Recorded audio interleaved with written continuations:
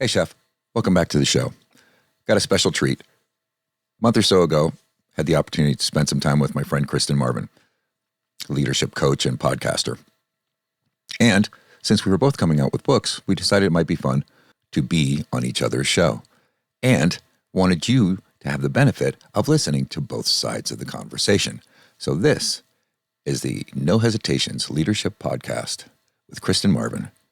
If you like what you hear, like and subscribe to her show too. No Hesitations Hospitality Leadership Podcast. And now, on with the show.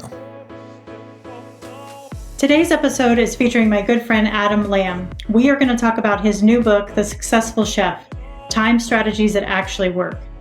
At its core, this book is a guide for chefs who are ready to stop drowning in the daily grind and start leading their time before it leads them into burnout. This isn't just another generic productivity book written by somebody outside the industry.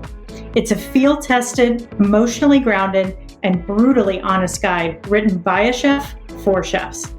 One who's been in the weeds, lost the plot more than once, and found a way back by reclaiming the one thing we never seem to have enough of: time. Today we're going to talk about the 1% way, the principle that small, consistent changes lead to lasting transformation, the narrow path, a practice of eliminating distractions and staying rooted in your core values, and the time method, a leadership framework specifically designed for kitchen culture. Stay tuned. There's tons of value in this episode.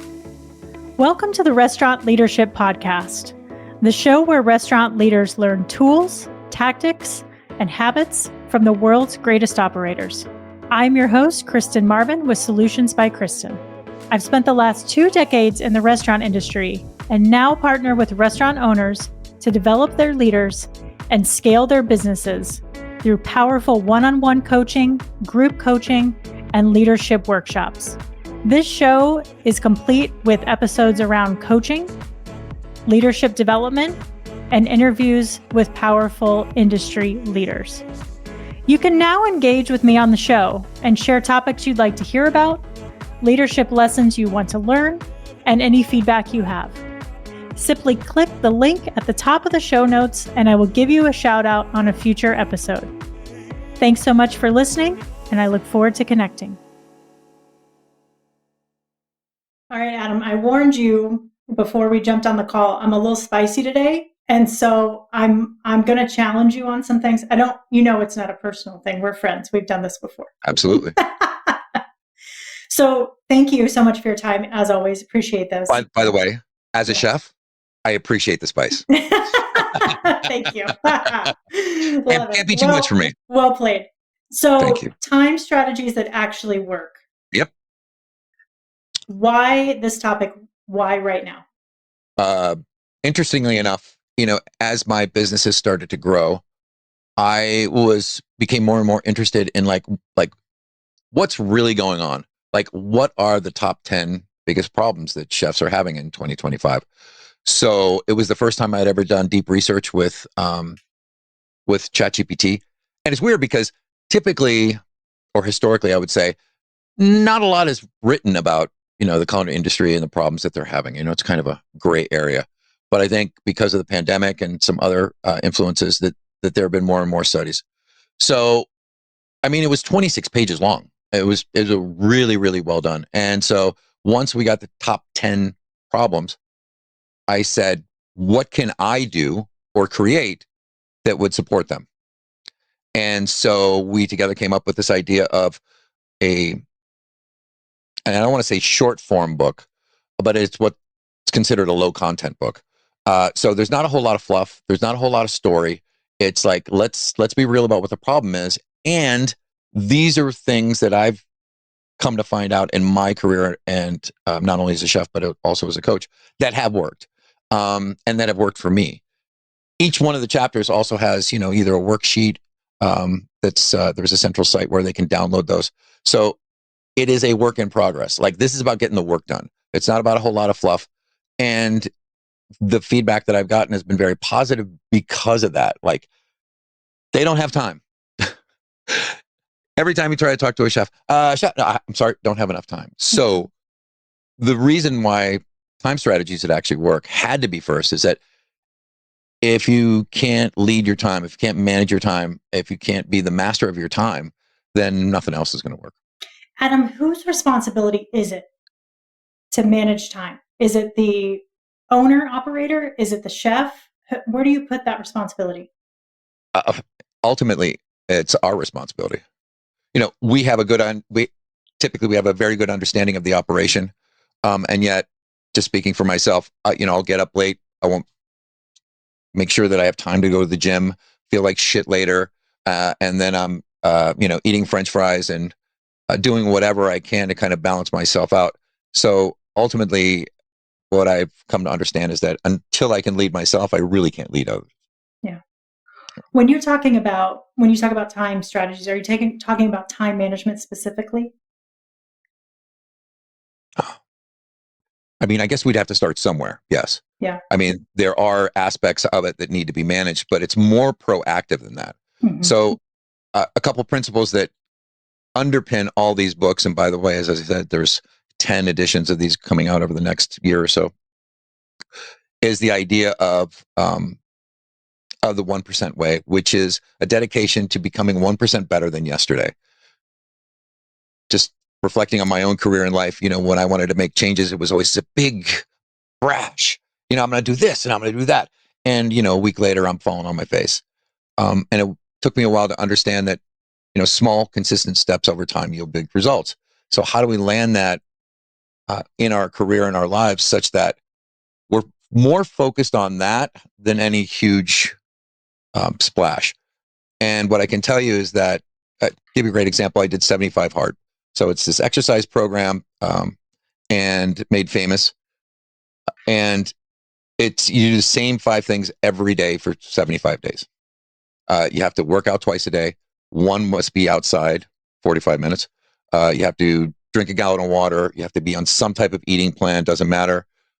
And so these things, what I found was the first time I failed after about 21 days. Second time was about 7 days. Then it's 14 days. No alcohol. It's a very, very strict way of kind of putting yourself to the test.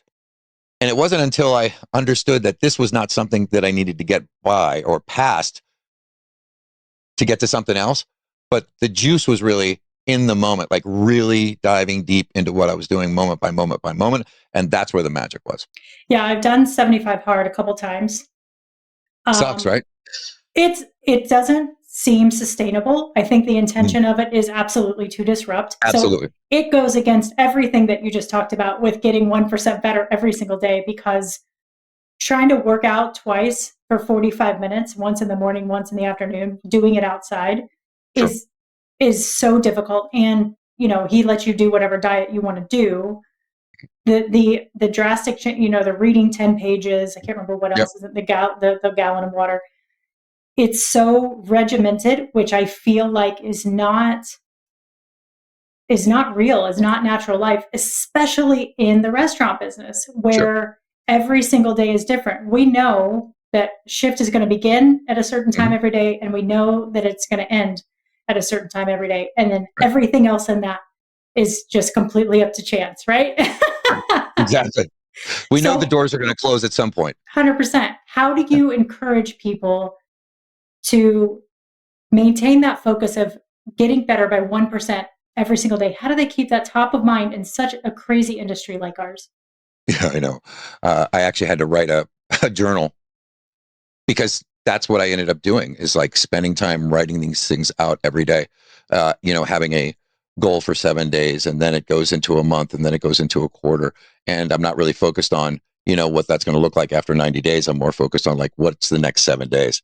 And to your point, yeah, it kind of goes counter to what we would espouse. For myself, it was about, again, kind of this, and I want to say self management or self leadership. But it had been a long time since I felt really good about any consistent effort that I had put in. My experience of the hospitality industry is, I got addicted to instant gratification. So, you know, to hell with like 75 days, I'm like getting to the next hour, right?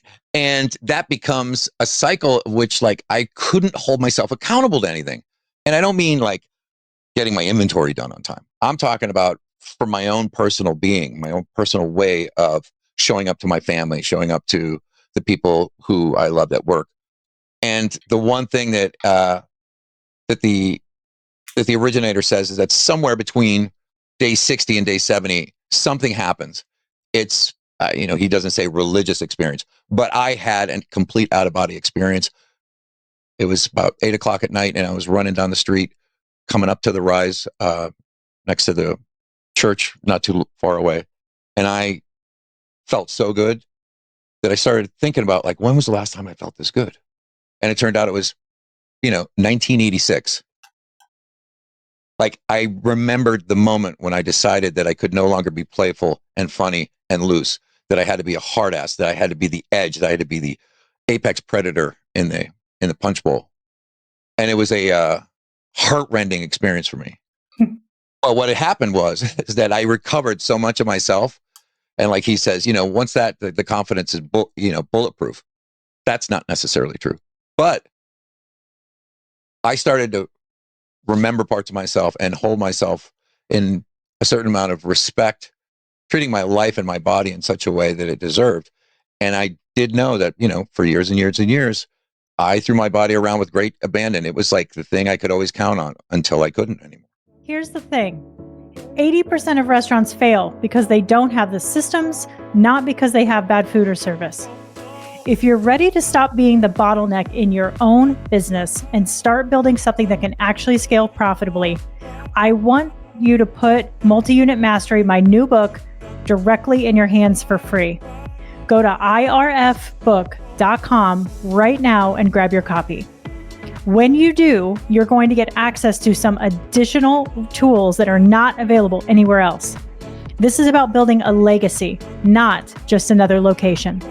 Stop putting it off and go get your book. Again, that's irfbook.com. So part of it was like this sense of self.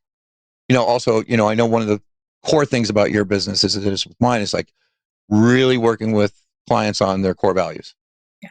Like, because once you get it, it's a whole different story. Mm-hmm.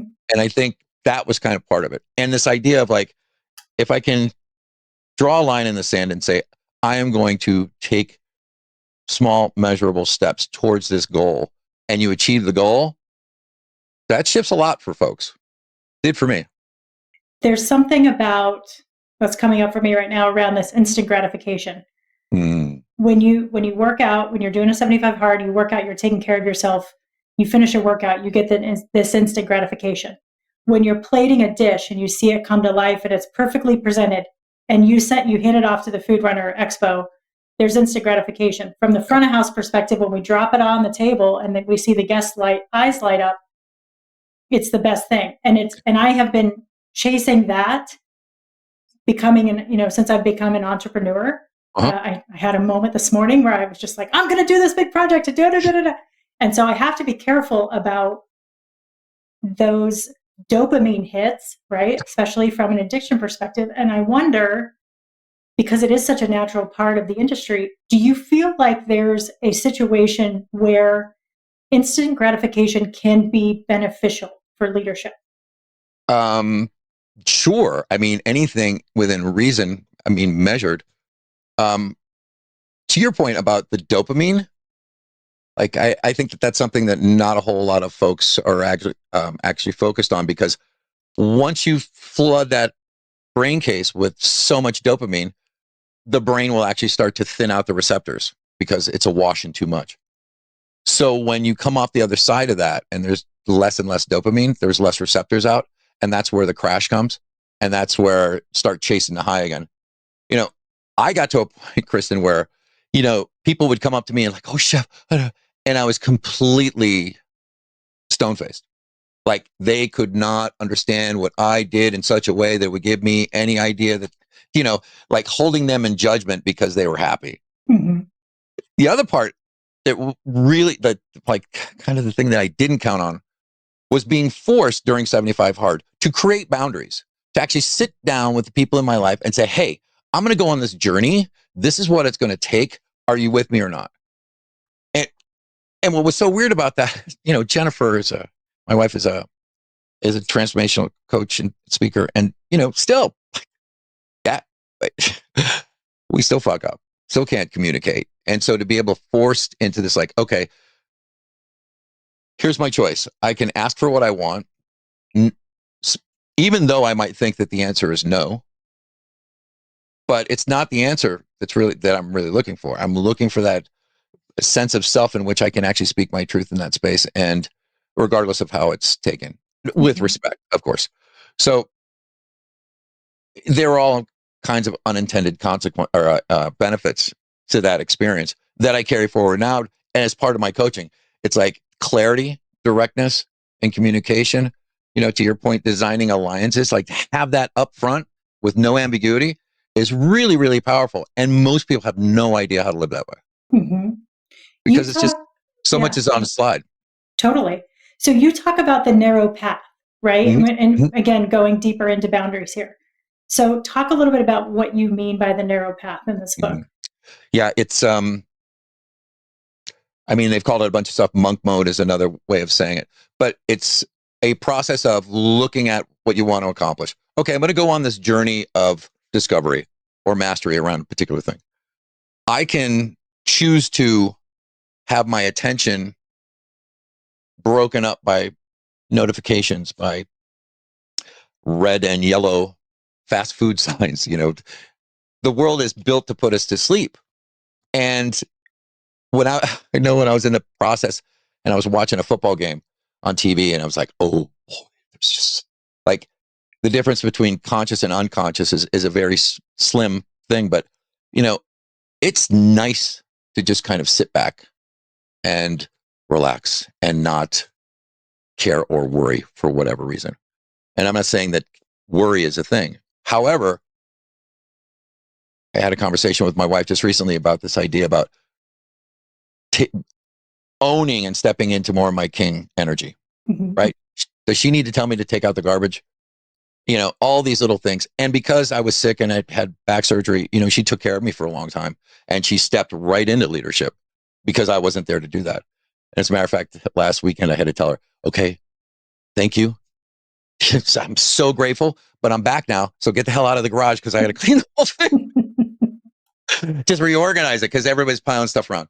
Um, but the narrow path is really about just getting rid of distractions. So I don't have any notifications on my phone. I don't have any notifications on my computer. And the first block of my day, which is typically, about 2.5 hours, I try very hard to make sure that I'm doing one thing. Because I think, Kristen, we have that kind of excitement thing. We share that. You start thinking about this, and then there's another thing. And you were pointed out to me, oh, you have another tool now that you're You're very really prolific, my friend.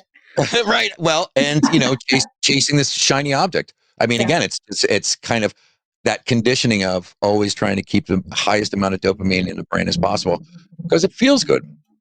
And when you start starving your body of those type of rewards, the other thing about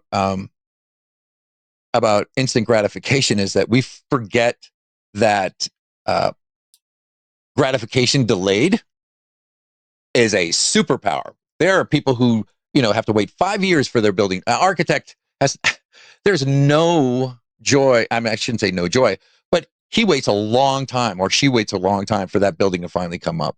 Yeah. And, going to the gym every day, there's no great, haha in the gym, but there's that thing that's out in front that's always possible and always permissible as long as you're making the choice to do that. And so I guess it comes right down to like, how do I want to spend my attention? Mhm. How do you recommend and work with your students here around the boot camp that you've got around the Successful Chef program? How are you teaching chefs and line cooks and sous chefs to eliminate distractions during service? Well, I think we're pretty well conditioned to do that. As a matter of fact, um, I and several people, lots of people I talk to, they relish going to work, especially when there's difficulty at home, right? Because things are things are happening at such a rate of speed that if you're not present, then it all goes sideways. So it's almost like a gimme to go to work and be taken over by that environment. And yet, as soon as you walk out the door at the end of the night, that's when that stuff comes creeping in. So you're going to go have a beer with the boys, or you're going to, go home, take a walk before you get in your car. Hmm. So again, I think for me, it comes down to choice. And the fact that I made bad choices does not mean that I can't make a better one, because I spent a lot of my time in shame and regret. Talked to a coaching client yesterday. He said he spends about 60% of his time feeling guilty because he really, really wants to make sure that his people are trained really well, but he doesn't have the time because they're constantly understaffed. And then when he sees them go over the cliff, he feels bad. Yeah.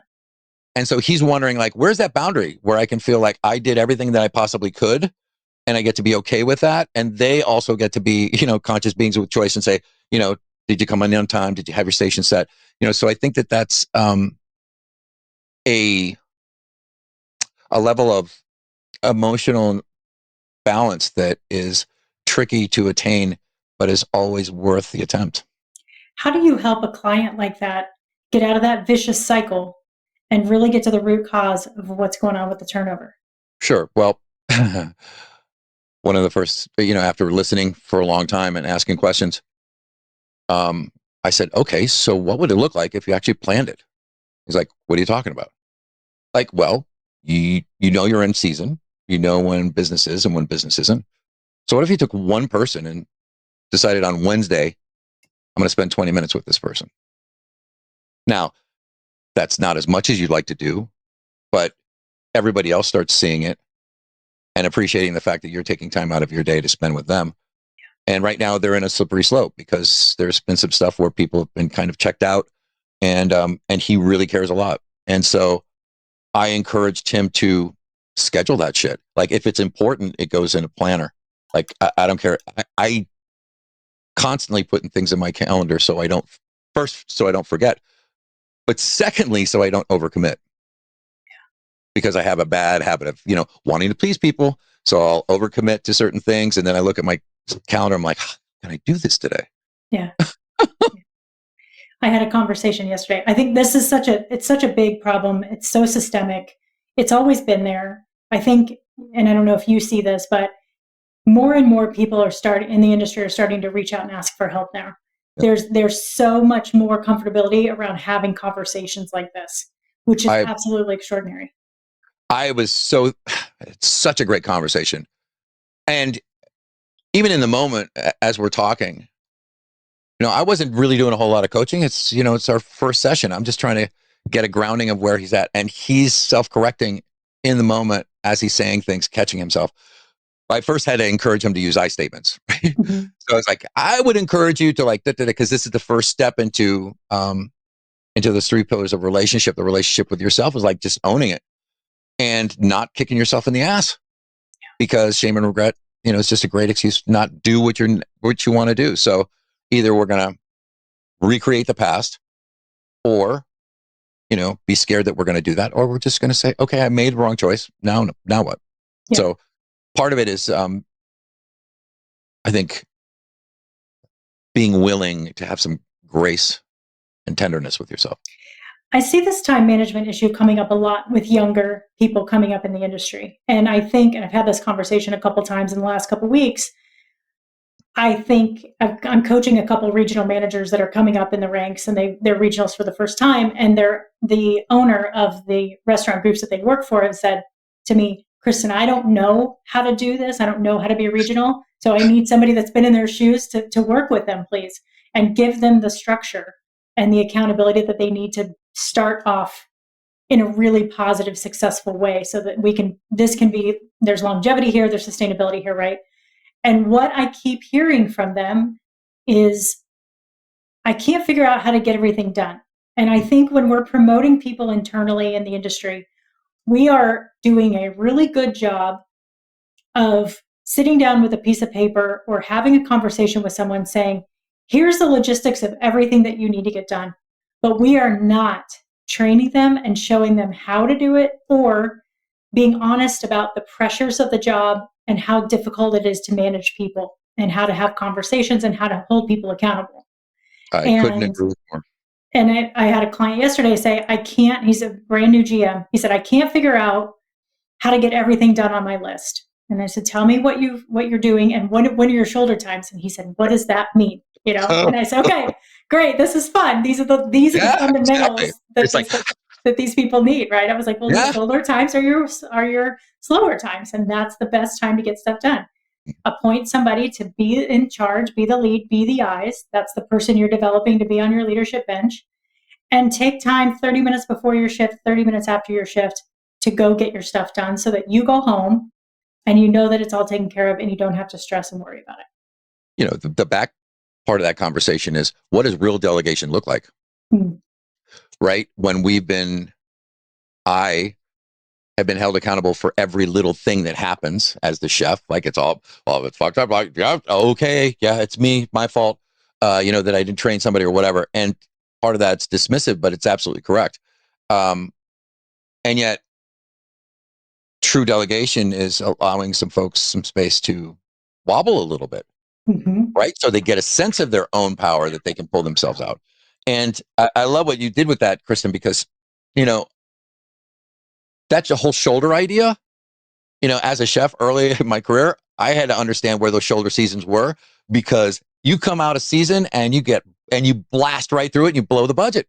Yeah. So you're looking ahead, not to your point, a regional is probably, 3 to 6 months ahead, right? With this planner, planning on these things. And then as they start coming closer, that time compression makes it feel like, oh my God, like, how am I going to get all this stuff done? Because you're not supposed to. You stay in your A game, and then you give your B game to somebody who's that's their A game.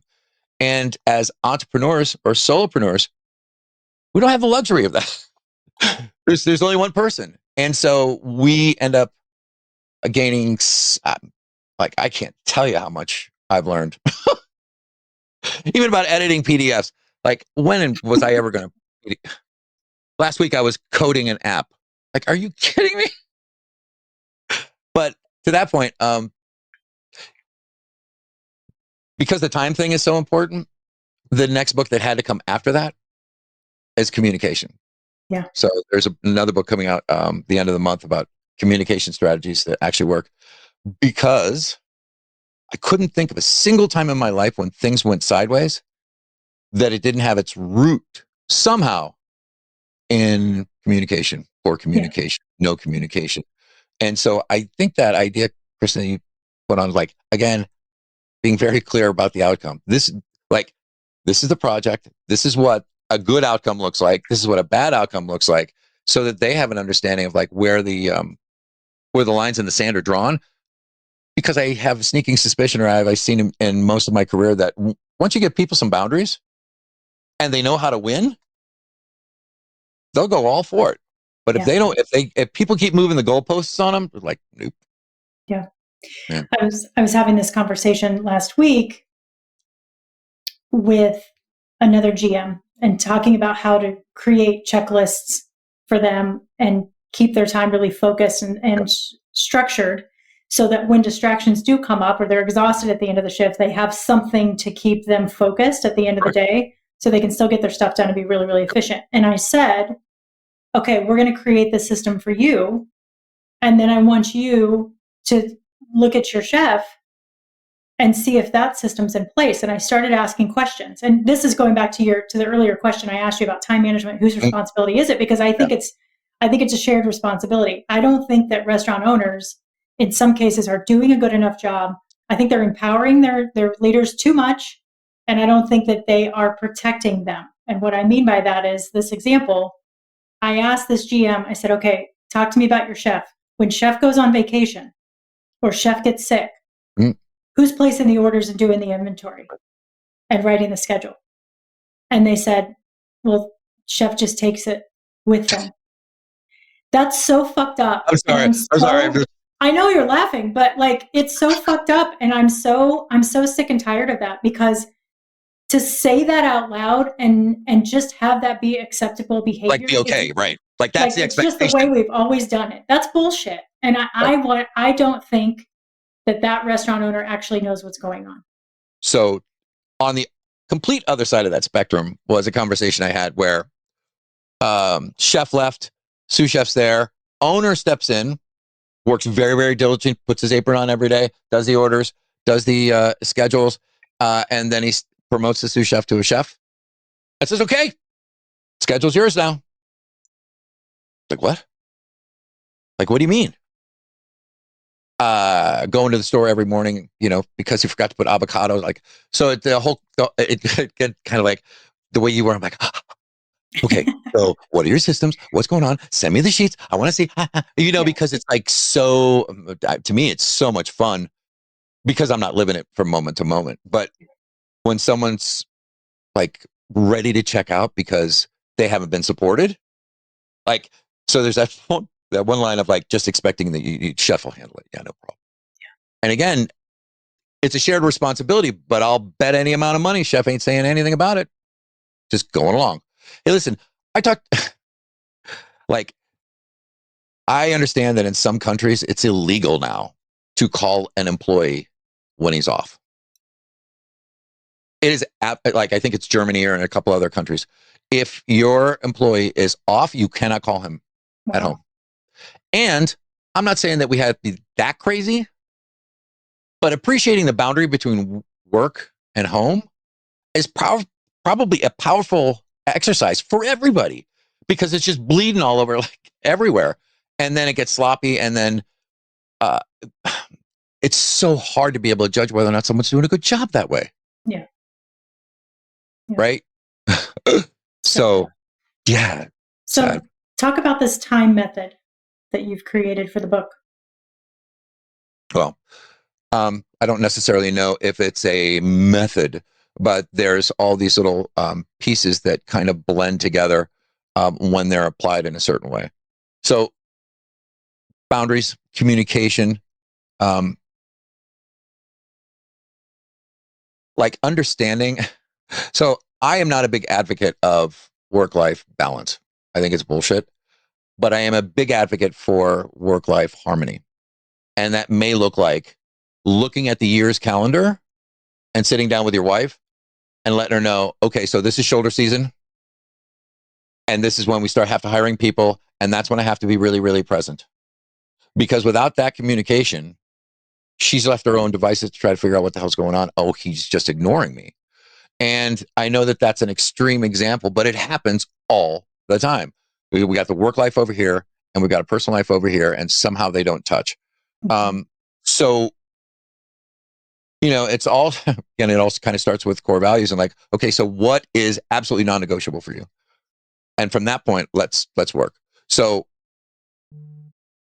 having an understanding of an appreciation for the choices that you've made and that you can make new choices, that there's a certain amount of not a certain amount of responsibility, but a responsibility in how you're communicating with others effectively or not, and to what degree you're willing to be distracted or not, all kind of blend together into a new way of being so that you're absolutely positively present when you're at work. And then when you're at home, you're absolutely positively present. I'll tell you a quick story. It's down on Longboat Key in Florida. My wife and two young daughters were just going to go out for a couple days. It was like a Monday or Tuesday or whatever. Just sit by the beach. And my pager started buzzing in the car on the way from Fort Lauderdale. And we set up our chairs and the girls are playing in the surf and it was a perfect day out. And my phone continued to buzz until I could no longer ignore it. And then about 10 minutes later, I turned up and I watched my wife start breaking down chairs and putting stuff in a bag. I'm like, what are you doing? And she's like, we're leaving. I'm like, what do you mean we're leaving? She's like, listen, if it's going to be like this the entire time, I don't want to be here. And to my deep regret, I watched her pack the whole car up and we all got in and left because I thought it was safer for me to be back at work or closer to work than be present with my kids. And I really mean safer because there seemed to be like the farther I got, the bigger risk there was. But again, it was all fear based for me. But it was like, man, I wish I had that choice one more time Hmm. because I'd just be on the beach present. And to me, when I can give my full presence, I get so much more back. The conversations go smoother because I have a clear intention about what I'm trying to communicate. And it just becomes clear for everybody, especially at work, to be able to have those clear, direct conversations about standards that apply to everybody. It's just such a great way to be. And I get that some places are such a shit show that it's hard to figure out where to start, which Yeah. is like, okay, 20 minutes this week. That's it. Yeah. Just that one thing. And that's 1%. Yeah. I mean, it's not much, but you do that consistently over time. Now all of a sudden you got people who really believe that you care. You care about them enough to skill them up, not for this job, but for their next job. I mean, that carries a lot of weight in my book. It's one thing that that comes up a lot with restaurant owners that I work with. They want to position themselves to be in the role that they want to be in. Yep. And they want to be more present for their families. Yep. And you can't do that unless you've got the right people in the right places. Yep. And you've created the systems for them to be able to operate without you. And some people are so against systems or they don't understand them. Something as simple as writing a checklist of items on how to write a schedule so that you can train somebody once and then leave that sheet with them so they have support when you're not in the room. It's just that simple. That's a really efficient, simple system to put into place. A chef I work with, he lives a couple blocks from the restaurant. And so it's nothing for him to kind of toddle over there and da-da-da-da. Again, after I set up all these systems, still with a legal pad, doing his order. Like he has his way. And I'm like, dude, don't you get it? You will always be tied to that place. And maybe now it's cool, but you have another relationship show up. How's that going to work? Yeah. Where it might be okay right now, like if you're not creating a system that someone else can follow. And the best thing I ever learned, man, was how to write a succession plan. Holy shit. Right? Like you've got a staffing plan and now you've got a succession plan and now you know who's moving where so you can start training them and moving them in before they even know what's going on. And you've got it tucked. No, I mean, sure, you lose people every now and then, but that type of system to me was always like, I love to see all the pieces come together. And when you start seeing the flow, not only of product, but of people, it becomes intoxicating because I was like, how can I make it better? What is there? What's the piece missing? Yeah. And a staffing plan based upon seasons at the very least, if not weekly. But I mean, these things, because let's face it, if you know you got to hire 10 people, it's so much easier to do it 6 weeks out than 2 weeks. Yeah, 100%. I love it. Adam, can you tell us what's next? I know you mentioned book 2 in the series, but can you give us a sneak peek? Yep. So I've got communication strategies that actually work.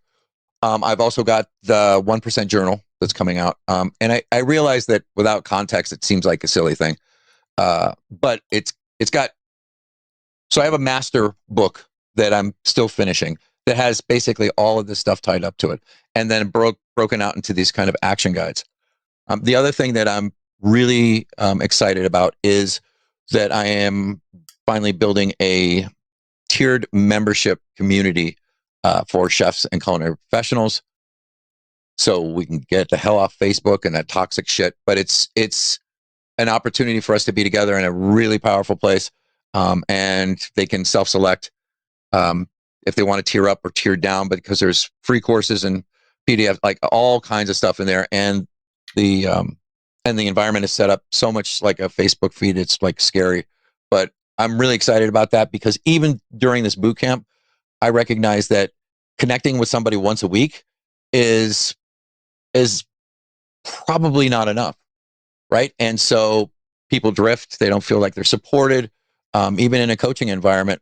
And so it's been a real rigorous process for me to try to figure out what's the best delivery system and how do we keep people engaged. And because there's too many other, again, distractions out there. Yeah, I love it. How can people get a hold of you? You can reach me on LinkedIn, Chef Adam M. Lamb, on Facebook. And you can always come to Chef Life Radio and listen to an episode, or the website is Chef Life Coaching. Awesome. Thank you, Adam. So nice to have you. We'll talk to you soon. You bet. Thanks, everybody.